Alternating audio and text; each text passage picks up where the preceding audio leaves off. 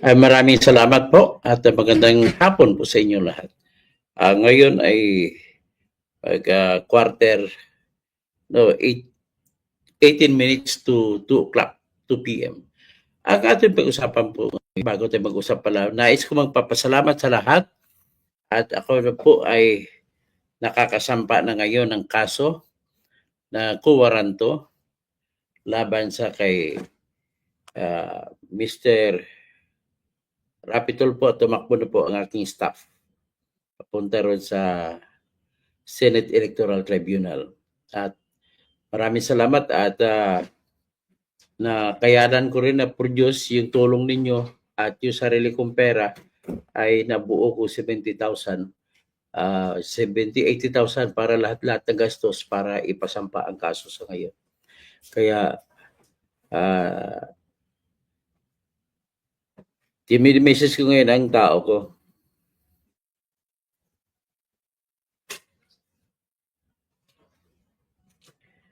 Hindi pati ka malate.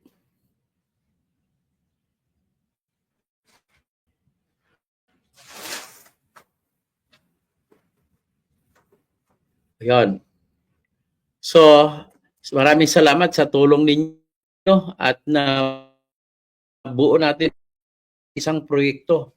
Yung proyektong ito po ay makabuluhan, yung pagsasampa ng kasong kuwaranto laban kay Erwin Tulfo dun sa Senate Electoral Tribunal kasi yun lamang po ang opisina na may sulong kapangyarihan sa pagdesisyon kung ang isang senador ba ay dapat manatiling senador o hindi sa question o tanong na kung siya nga ba ay Pilipino o hindi Pilipino.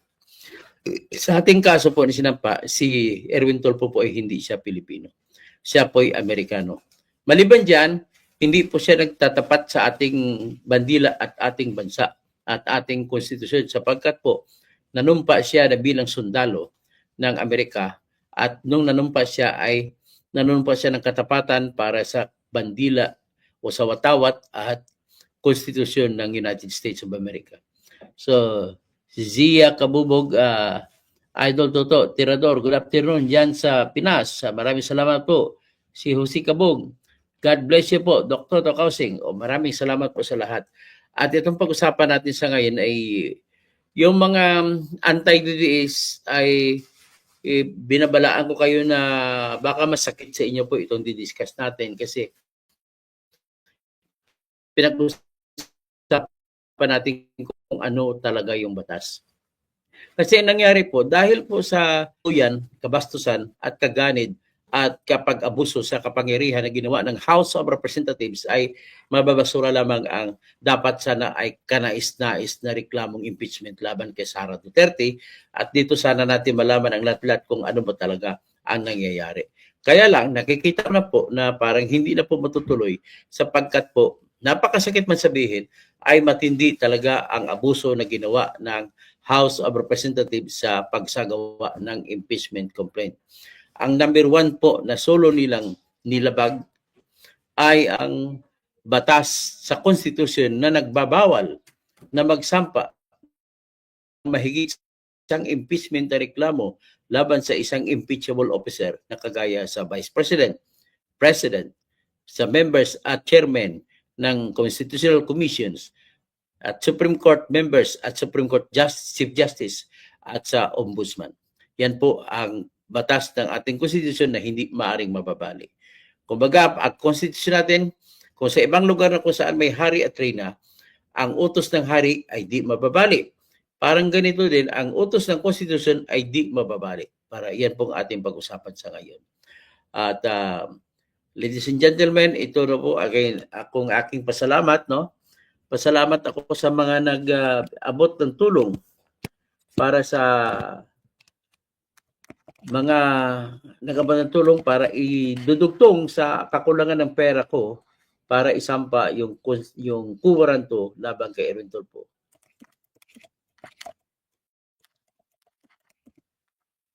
Yan kaya ininyo pasalamat ko. So anyway, umpisa na natin. Magsimula po tayo sa ano ba ang utos ng Supreme Court. Matanda natin ang July 8. ay nagpalabas ng kautusan ang Supreme Court ng Pilipinas. Ang Supreme Court ng Pilipinas ay siyang pinakahuling korte sa Pilipinas na kung lahat man may issue, may tanong at tila hindi klaro sa ating mga batas at sa ating konstitusyon kung ano ba talaga ang dapat gagawin. Ito po ang Supreme Court ang nagdidesisyon kung ano ba talaga ang dapat. Okay. Tanda natin, simulan natin ang yung utos ng Supreme Court.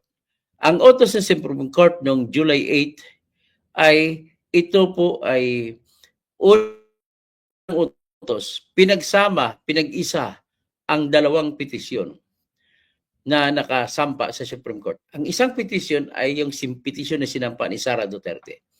Ang pangalawang petisyon ay yung sinampa ng abogado ng Kingdom of Jesus Christ lawyer na si Israelito Torion at mga isa pang kasama niyang taga Mindanao ng mga abogado. Pareho sila ng hinihingi.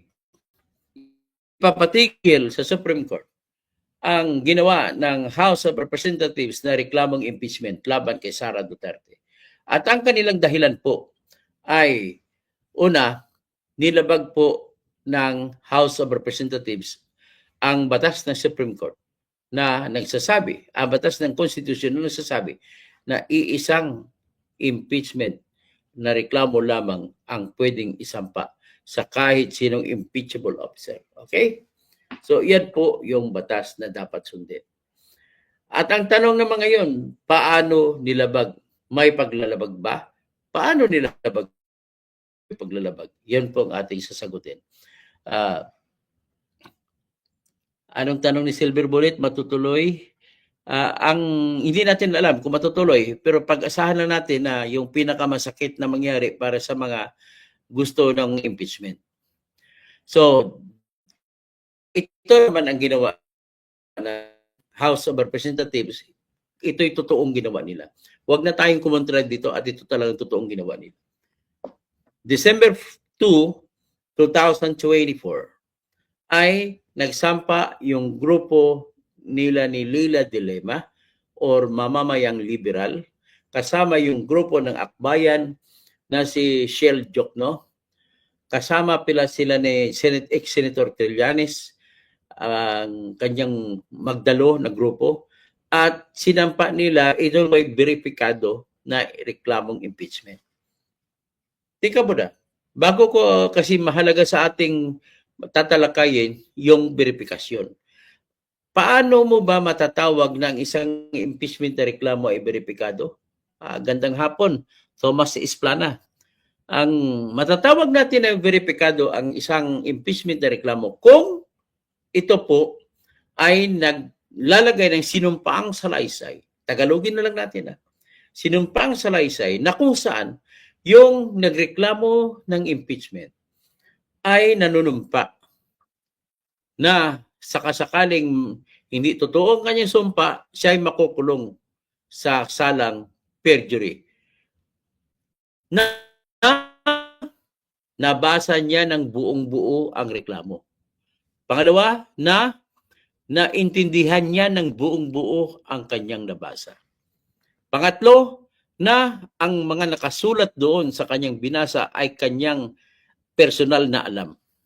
Number 4, na ang mga nakasulat doon na personal niya alam ay mga totoo at yung iba na hindi niya personal na alam ay hango sa original na mga talaan o di kaya original or authentic records.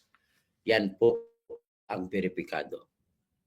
So kung nagkataon na hindi naman niya, kung nagsisiling ang nagreklamo na hindi pala totoo, makukulong ang nagrereklamo. Okay? Kumbaga, yan naman po ay panigurado na para patas ang laban sa gitna ng nagrereklamo at para pwede namang gumanti ang nirereklamo sa kasakaling imbento lamang ang reklamo. So, ibig sabihin, para saan ba ang pakay na bakit sinasabi sa konstitusyon na dapat beripikado? Para po maisigurado ng konstitusyon na yung nagrereklamo ay alam niya na ang kanyang obligasyon ay magrereklamo na pawang katotohanan lamang ang kanyang sasabihin. Ganun po yun. Okay? So, ngayon, ang sinasabi yan kung December 2, sinampa nila ng grupo nila ni Lila de Lima, nasasabi po sa talata na pangalawa o di kaya section paragraph 2 ng section 3 ng Article 11 ng ating konstitusyon ay nagsasabi na sa araw na matanggap ang beripikado na reklamong impeachment, magbibilang ka lang ng 10 araw na session days. Dapat sa loob ng 10 araw na yan, sinasabi ng ating konstitusyon, hindi pwede ito mababali na ibigay na sa kamay, nakakalendaryo na pag-usapan ang reklamong impeachment na beripikado. Sa loob lamang ng 10 araw, ulitin ko, 10 araw. 10 araw na, hindi kaya ganon, 10 araw na session days na pag-usapan ang reklamong impeachment na beripikado. Nanang ibig sabihin naman, kung hindi masunod ang konstitusyon, ibig sabihin po, pag hindi nasunod ang konstitusyon, nilabag na ngayon ng Kongreso ang tinatawag na impeachment complaint, impeachment na provision ng ating konstitusyon. At ano ang implikasyon kung nalabag? Ang implikasyon po ay wala silang makukuhang karapatan mula sa nalabag na provision ng ating konstitusyon. So ano namang karapatan ang pwede mapag-usapan sa paglabag ng 10 araw na utos ng konstitusyon sa session days na dapat aksyonan kung itatapon ba o itanggapin ang impeachment na reklamo. Karapatan sa pagpapatuloy ng reklamo o pagbabasura. In other words, hindi pwedeng sabihin ng House of Representatives o Kongreso na pwede nilang ibasura ang reklamo kung nilabag nila ang 10-day rule. Tawagin natin 10 araw na batas, 10-day rule. Kung ninabag ang 10-day rule ay walang kapangyarihan ang House of Representatives na ibasura ang nasabing reklamo na nilabag ang kanyang karapatan na magkaroon ng 10 araw na aksyon, sa loob ng 10 araw, aksyon para sinampang reklamong beripikadong reklamong impeachment. Siyempre, kahit sinong mamamayan ang nagreklamo, karapatan nila na bigyan ng pagtingin ang kanilang nireklamo. Yan po ay siniguro ng ating konstitusyon para hindi mag-abuso ang Kongreso sa sitwasyon na yan, sa level na yan. Kasi binigay sa Section 3, Paragraph 1, binigay ng konstitusyon sa Article 11, sa Kongreso o sa House of Representatives ang solo o eksklusibong kapangyarihan sa pagsisimula ng impeachment proceedings. At para hindi nila maabuso ang pagsisimula ng impeachment proceedings, nilagay ng ating konstitusyon ang 10 araw na istriktong utos. Huwag kayong lumampas sa 10 araw na session days, mga kaibigan. At kung nagkamali kayo at dilampas nyo yan, nang ibig sabihin po ay sinuway ninyo ang utos ng konstitusyon.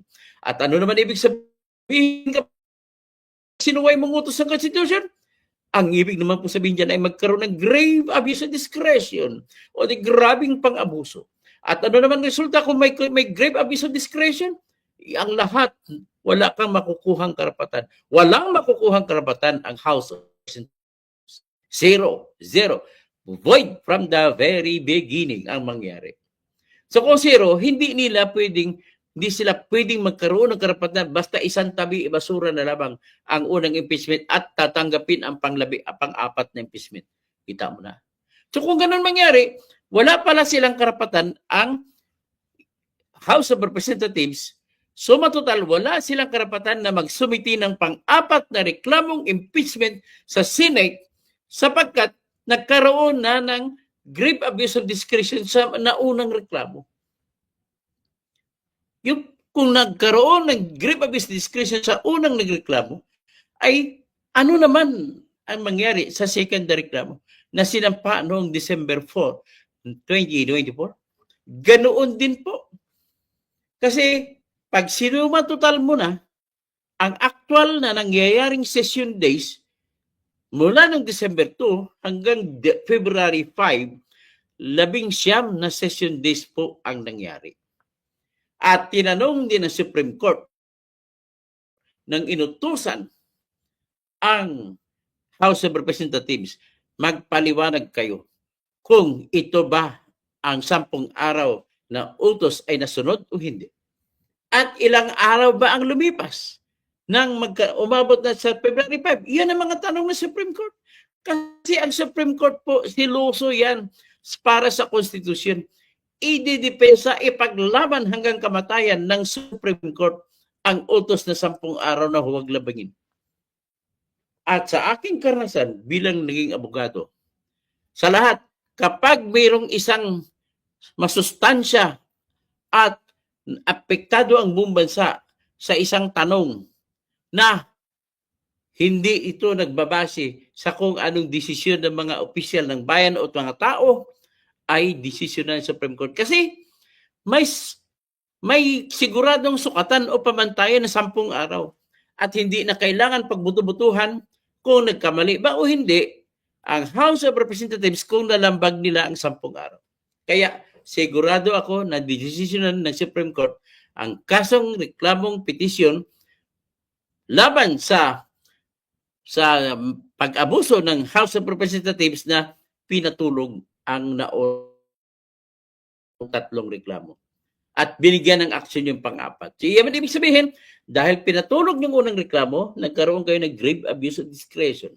At dahil nagkaroon kayo ng grave abuse of discretion at dahil hindi sinunod ang 10 araw na utos ng Constitution. At kung magkaroon ng grave abuse of discretion, yan po ay magresulta sa wala na silang karapatan magsampa ng impeachment complaint. Gets mo na? So yan po ang masakit. Yan ang masakit talaga na katotohanan. Sino may sala? Alangan naman House, Senate ang may sala dito. Ang may sala rito ang House of Representatives. Hindi nila inaksyonan. Ngayon, para ninyo malaman, bibilangin natin ang ilang araw ba ang lumipas. Ilang araw ba ang lumipas mula nung December 2 hanggang February 5. Ito po ay ipakita ko sa inyo ang mga araw na nagkaroon ng session sa House of Representatives at bilangin natin. Ito po yun.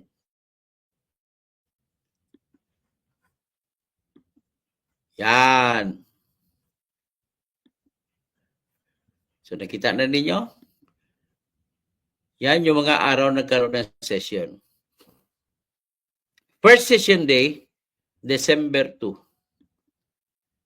Second session day, December 2, ito yung araw ng sampang unang reklamo. Second session day, December 3. Third session day, ng December 4, nagsampa ng pangalawang reklamong impeachment. Fourth session day, December 9. Fifth session day, December 10. Sixth session day, December 11. Seventh session day, December 16. Eighth session day, December 17. Ninth session day, December 18. 11th session day, January 15. January 10th session day, January 13. 11th session day, January 15. 12th session day, January 20. Ibig sabihin, hindi po wala silang action na binigay sa unang impeachment complaint lang pa na December 2. So, ibig sabihin, nilabag na. May grave abuse of discretion na. So, sa 13th session day, January 21. 14th session day, January 22. January 28 at 27. 16th session day, January 28.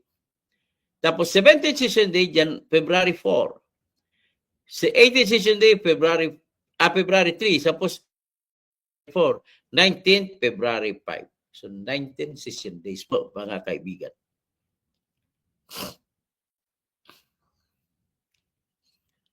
Tapos, so ngayon, kung sobra na, klaro na po wala na tayong pag-usapan pa. Here pa lang, klaro na natin na anong resulta na.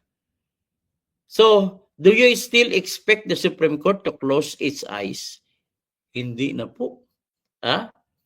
Ngayon, kung hindi na mangyari na magsasara ng mata itong Supreme Court, anong ibig sabihin nito? So, maghanda na po ang mga tao na gusto-gusto magkaroon ng impeachment trial.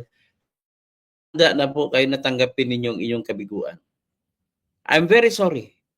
Hindi pwedeng babaliin itong katotohanan na lampas ng 10 araw na hindi walang action. So ulitin ko lang, banggitin ko ang utos pa ng Supreme Court. Maliban sa pag-iisa sa 2 petisyon na kung saan ang sinasabi kung unang reklamo nila inilabag yung impeachment lamang ang pwedeng isampa sa 1 taon, ay ito naman pong ibang mga utos ng Supreme Court. Inutusan ng Supreme Court ang House of Representatives na magsumiti sa loob ng 10 araw na hindi pwedeng extend, hindi pwede maghingi ng palugit. Ito mga nito. Ano ang status ng 3 reklamong impeachment? Hindi lamang yung 4th impeachment complaint. So, mas malupit ang tanong nito kaysa Senado. Ang tanong ng Senado, i-certify nyo na iisa lang. Hindi kayo lumabag sa 1 impeachment rule. Pero ang sa Supreme Court, mas malupit ang tanong ng Supreme Court. Ano ang status ng 3 impeachment complaint? Yan. Ang pangalawang tanong, ang utos ng Supreme Court. Ano yung mga dates and processes of endorsement? Ano ang mga petsa at sa mga proseso ng pag-endorse ng pag-refer ng mga kaso impeachment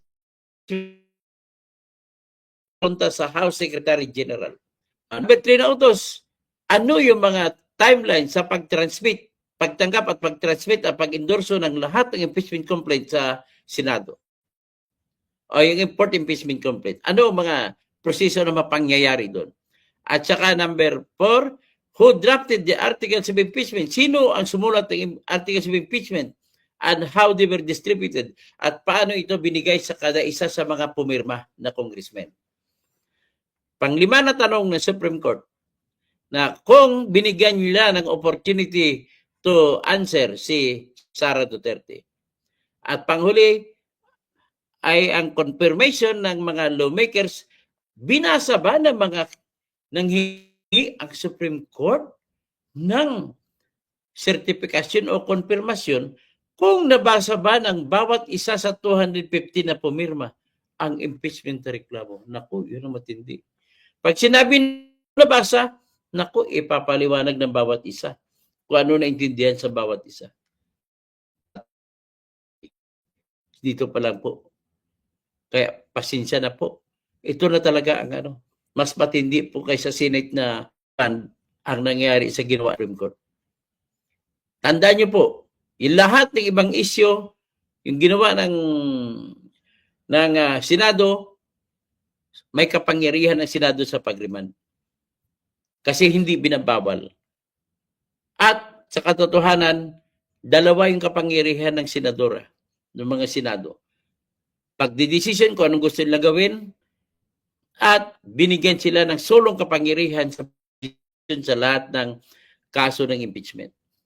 Yan po ang kapangyarihan ng Senado. Kaya hindi na pwedeng bawalan ito dahil hindi naman pinagbabawal ng konstitusyon ang pag-remand o pagbabalik o paghingi ng sertifikasyon na hindi nilabag ng House of Representatives ang 1 impeachment rule. Which is the same naman ang inutos ng Supreme Court. Parang kinupya lamang ng Supreme Court ang utos ng sa pag-remand. Ganon po nangyari. Okay. So, naintindihan nyo na siguro. Hanggang dyan na lang muna tayo siguro. Si Ben Reclamador, sabi ni Cardema, mag-file nga ng impeachment sa presidente. Lampas na ang 10 session days.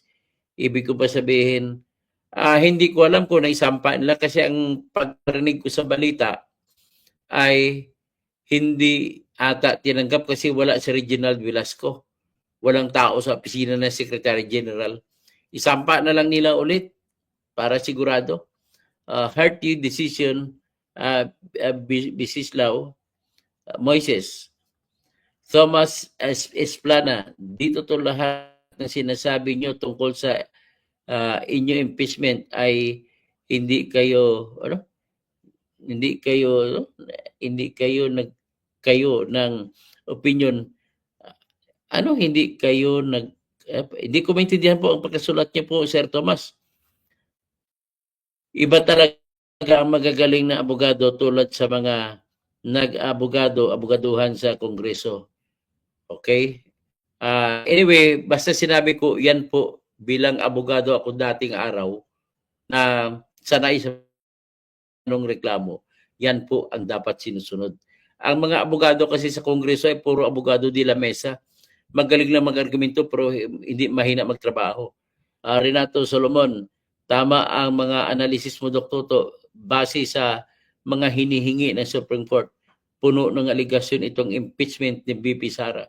Sayang lamang po ang magiging trial. Sana maganda, sana pakinggan, meron sana tayo na parang Netflix na panoorin araw-araw. Ading Gagmat, Idol, makulong ba ang mga congressmen? Nako, narinig ko ang plano ni Marcoleta. Tanungin niya isa-isa ang lahat ng congressmen. At kung sino magpatunayan na nagsisinungaling, na sasabihin na nabasa niya ang reklamo, nako, at makita ni mapatunayan sa tanong, sa pamamagitan ng tanong ni Senator Marcoleta, at mapatunayan ng sinungaling pala, patay kang bata ka. Makakasuhan ng perjury mga yan. Si Antonio Almonte, mangyayari ng corruption ni BP, very propagandist, ay magiging legal, maging legal na. Ay hindi naman yan natin. Wala naman tayo pong kasiguruhan kung talaga bang may ginawang krimen si Sara. Kasi tandaan ninyo, aligasyon lamang po lahat hanggang ngayon. At hindi naman po ibig sabihin na binulsa ni Sara dahil nga lamang nagbigay siya ng resibo na pangalan ay mga Mary Crispiatoses. Okay? Tapos si Thomas Esplana, Dr. Toto, parehas kayo ni Senator Marcoleta ng, pareha kami pala. Makukulong kaya, makukulong po mga congressmen. Pwede po sila makukulong sa mga ganong rason. Okay? Hanggang dyan lamang po tayo at nais ko lamang ipaghanda ang mga galit kay Sara na sana huwag kayo magalit sa katauhan ni Sara. Magalit lang lamang kayo kung sa mga krimen na ginawa niya, kung meron man. Ganun lamang po tayo. Tumingin po tayo sa batas, huwag po tayo tumingin sa tao. Ngayon, kung nagkataon naman si Atong ay, huwag kayo tingnan niyo si Atong na bilang isang tao, kundi tingnan niyo siya isang tao na kasala.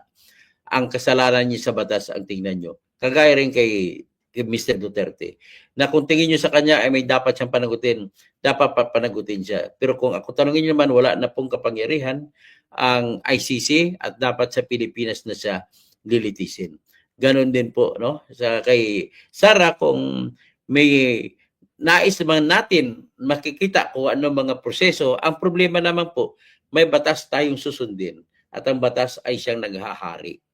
At kailangan sundin natin kung ano sinasabi ng batas na tuparin ang utos ng batas na dapat isang reklamo ng impeachment sa isang taon. Kasi ginawa po ito ng konstitusyon para mapigilan ang mga labanang politika. Okay? So Andrea Gueco watching from Singapore. Magandang umaga po, magandang hapon. Hanggang dyan lang po tayo at maraming salamat po sa lahat. At maraming salamat pala ulit sa lahat ng tumulong, sa nagpadala ng contribution para maisampa ang kasong impeachment. Ang kasong kuranto laban kay Mr. Erwin Tulfo. Maraming salamat.